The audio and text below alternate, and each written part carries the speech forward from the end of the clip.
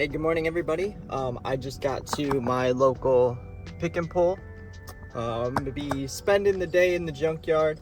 I've got a transmission I need to pull for one of my customers. I got a couple other little parts I need to grab while I'm here. I'm probably gonna be spending all day here. I wanted to make this video, kind of show you guys a couple little tidbits about the junkyard, and with the prices of auto parts raising up right now and the prices of repairs, sometimes you can come to the junkyard and save yourself a couple bucks. So I want to show you some of the things that I've learned from my experience in the junkyard and working at junkyards, and then I'll show you a little bit of pulling the transmission out, what to look for good parts and things along that line. I'm pulling a transmission out of a 2014 Ford Focus. Got some knowledge about something that happens with these when the battery dies. There's a lock in the transmission. When the battery dies, the gear slams against that lock until it breaks, and that's what happened to my customer. Battery went dead, no reverse, won't shift out of first gear, so I diagnosed it. Shout out to the guy on YouTube I saw made the one video about spinning the gears in the transmission. I'm gonna go over that when I get inside here. But yeah, I'm gonna go through that, show you guys some of the things that I've learned, and show you guys how to pull that transmission out, or at least the most efficient way at a junkyard. Sometimes they've got these big engine cranes. I'm probably not gonna be using that, but we'll see how it goes. I'll keep you guys updated as it goes on. And yeah, I got a couple other things I need to look for and find while I'm here. So I will check in with you guys in a little bit when I get in there and start cranking. So I'll see you guys in a second. I was peeping this guy.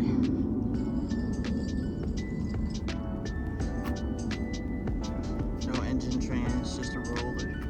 It's like perfect for LS swap. Take the motor out of that guy right there. Put it in this. All right, you guys, so I am out here. You already know what time it is. I'm in the Ford section right now. Like I said, I'm looking for a transmission. Here's some little bit of advice that I have come to find out at the junkyard. I like to stand by it. So if you're looking for engine, transmission, or any mechanical parts, find you one with some body damage. Let me see if I can find an example here. Yeah, this one right here. See how it's kind of crashed? Yep, so I would go after the engine on that one. I wouldn't necessarily go after the trans because it was on the trans side that it got wrecked. But if you can find some with like side damage or back damage, if it gets hit from the rear, you're golden. Usually that's a good sign. But if you're looking for body panels, of course, go after like the clean ones. Find you a good one with some good body panels. Otherwise, find you a wrecked one. If you can find one that's wrecked from the back, that's the gold, that's the money, because you know the engine and drivetrain was good, it got hit from the rear, everything was good. And here's a little bit of advice as well. They have these cranes. If you got to come out here and pull an engine, yeah, it may take you all day, but they got these big cranes that'll lift up pretty much the entire vehicle. Really, there's 2,000 pounds max. So I'm out here, I'm looking for 2014 Ford Focus transmission. Luckily, it looks like this person pulled the engine out. Come to see, transmission is just chilling on the ground here. Now we have had a little bit of rain, but it doesn't look too bad. I'm gonna pull that clutch out. There's a way to test this. I'm gonna do this real quick, but I'm gonna show you guys how to do that just for these cars. They're a little funky, but I'm gonna show you guys real quick how to check that. All right, so I'm gonna try to do this the best way I can without being directly in the way. See these two spots here? So these are the gear drives for the clutches. I'm not like super well versed with these, so this is just kind of trying to explain it the best I can. Basically, one drives one set of gears, one drives the other set of gears. Now, from the video I watched, shout out that guy again, the bottom one almost never has a problem. It's this one. It's because the stop for the gear on the bottom one is much thicker. This one is very small. So when the battery dies, this gear just slams itself into a lock and it ends up breaking that lock off. So what you want to do is get this gear set back about as far as you can. Put a little mark on it with your paint marker. I'm gonna do this one too, just to be safe. But essentially, you get 6.5 turns clockwise with this and it'll stop. That one is 4.5. So if this one keeps spinning and just keeps spinning, you know you got a bad part. So yeah, I'm gonna check that out real quick and see what we can figure out. Try not to damage up this surface too bad. This one might already be turned.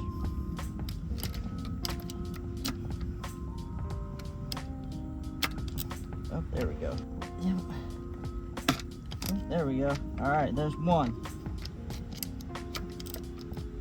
Sometimes it gets a little easier. There's two. She's feeling a lot better now.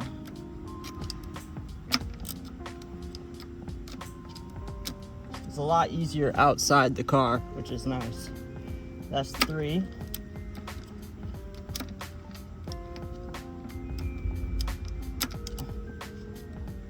That's four.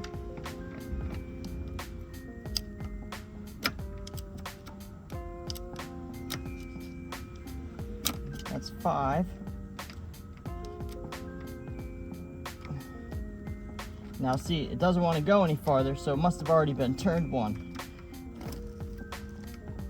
Yeah, no matter how hard I push on that, it does not want to move. So that's a good sign. I'm gonna check this bottom one.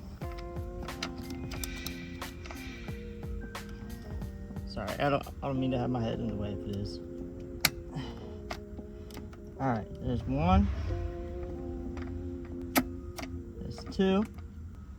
All right, it's stopping there. So this thing's already been turned a couple times, but both of them stopped. The one that I checked in last time, this one just kept turning. I got like 10, 11 turns out of this guy before it actually stopped moving. What I'm gonna do is, I'm gonna take some of these brackets off. This one right here is broken. So I'm gonna take this as the end, or the transmission mount on the body side. I was gonna clean it all up, make it look nice. Probably have to wait till I get home to do that. I'm gonna pull this clutch out real quick. Pull over to that side. So upon further inspection, there's a broken piece right there. So we're gonna be looking for another transmission. I thought I lucked out, but oh well. Yeah, I'll see if I can find me another one real quick. All right, so I got another one here. This one's got the front clip taken off of it. The only problem I'm having is it looks like the body panels are good. So that means there's probably some sort of engine or transmission failure. I'm gonna check the same way that I checked the other one and see if this transmission's good. We might have to find another one. I would like to do this one. This one's in the shade. It's all nice and cool over here. Let me check this one real quick and I'll decide if we're gonna pull it out or not. Alrighty, so this one is good to go. I got 5 turns and it stopped. I got 4 turns and it stopped. So, you know, they could be off a little bit. But them stopping is the important part, because that means that the stop in the transmission is not broken off. So I'm gonna pull this out real quick. I'm gonna set you up as a time lapse. I'll come in and kind of show you what I'm doing a little bit. This should be pretty easy. I've got my engine brace here. Gonna hook it up and just kind of lower it down and hopefully be able to drop that transmission out. We'll see what we need to do. Might just go get another wheelbarrow. Looks like I just slide that right up under there and drop it right into a wheelbarrow. So that's the plan. I'm gonna get this one yanked out, and then there's a couple other things I need while I'm here, so I will check in with you guys in a little bit.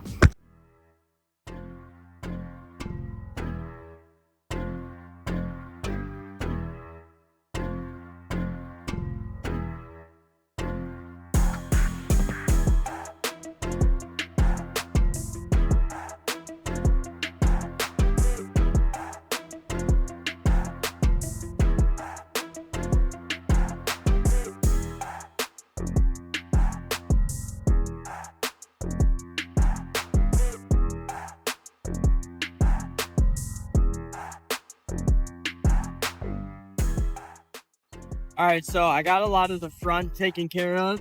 I pulled the starter out. It's looking a little crusty in here, but I mean, it's been sitting out, no hood on it. So once I get it apart, I'm gonna make sure everything looks good. This is where the starter is located. It makes it real easy when you don't have the front of the car on. So I'm gonna struggle a little bit to put this one in the other car. I got the battery tray out.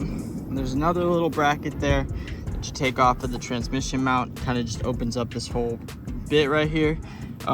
This is the shifter cable. It's just a couple bolts. It's got the special Ford clip at the end of it. Yeah, next thing I'm gonna do is I gotta pull the CV axles out on both sides. I'm gonna pull the crank. I'm gonna spin that so I can get the flywheel bolts out. That should be pretty quick. There's another couple of bolts back here I gotta slide under and get, just for the bell housing. And yeah, it's actually not too bad. Like I said, I'm gonna have a bit more of a fight getting it back in the car, but that's okay. That's kind of the fun of it. So yeah, I'm gonna keep doing that. I'm gonna pull the flywheel bolts out. I'm going to get the rest of the bell housing bolts, pull the CV axles, and yeah, I think we should be able to drop this thing out. I mean, I've only been doing this for like maybe 20 minutes. Yeah, I'm hoping that we can get this wrapped up pretty soon. So I'll check in with you guys in a little bit.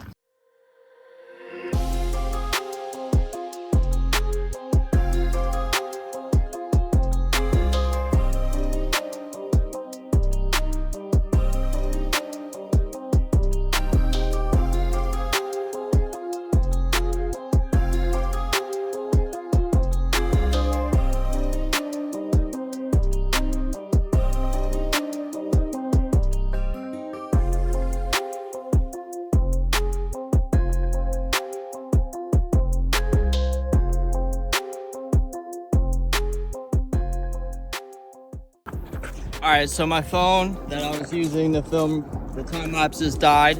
So I'm gonna just check in with you guys periodically. I got the CV axle out on the driver's side. So I see a lot of people pull this bolt here to drop this tie rod. I find it easier to just drop the whole lower control arm. It's a little bit easier to get back up in there as long as you got the right bolts or right tools and everything. I'm gonna work on getting the driver's or passenger side CV axle out, and then I'm gonna do the flywheel bolts and work on getting this dropped out. So I'll check in with you guys here in a second. All right, so I have gotten, transmission is starting to get separated. I took the CV axle out of driver's side, took it out of the passenger side.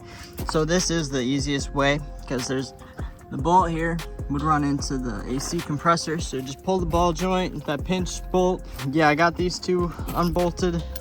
They're separated. It's gonna be interesting to see how I can get this out and keep the engine in the. I'm gonna try and get this out real quick. I'll check in with you guys in a little bit.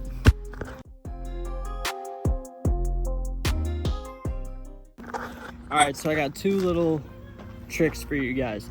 If you're doing anything on the ground, go into a trunk, find you a mat. Just throw it up under there. Saves yourself the trouble of crawling around in the gravel, because that's just what it is here. Another thing I'm about to do, this may not always be the best because some people might be looking for these parts, but if you need a strap, cut you a seat belt or something equivalent. I'm probably gonna cut one out of this car just so I have a strap so I can hold that engine up. But yeah, those are the little bits. Make sure you're not crawling around on the gravel, and if you need an extra strap, cut you out a seat belt. There's plenty of them, man. There's like 5 or 6 or 7 Ford Focuses. So here, check this out.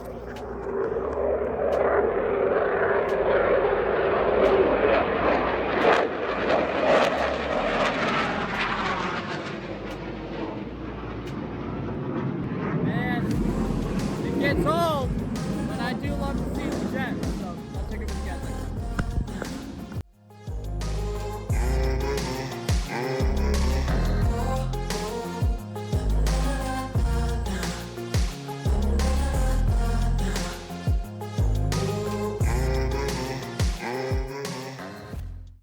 All right, so I got her out. She's a little crusty, but it was kind of sitting without the clutch actuators in there, so, and we had a little bit of rain. I'm gonna pop these plates out and clean them up. It doesn't look like any got inside the transmission. It looks pretty good in there.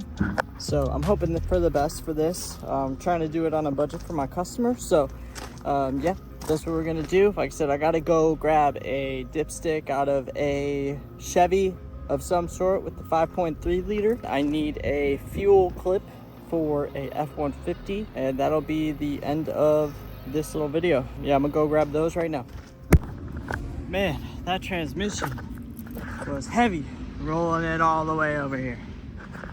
All right, so that wraps it up. I got everything else I needed. Got me my dipstick I needed for my customer, and then I got a little fuel clip. They didn't charge me nothing for that because I put it in my pocket. But yeah, this will wrap up this video of my Junkyard Adventures. Like I said, a couple of advice with parts prices going up. You know, take advantage of your local pick and pulls, man.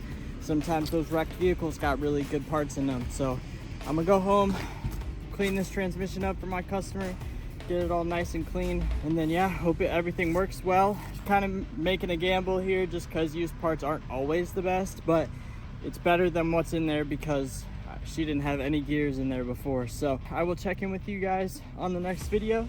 I'm gonna get home and clean this up, and yeah, I'll see you guys later.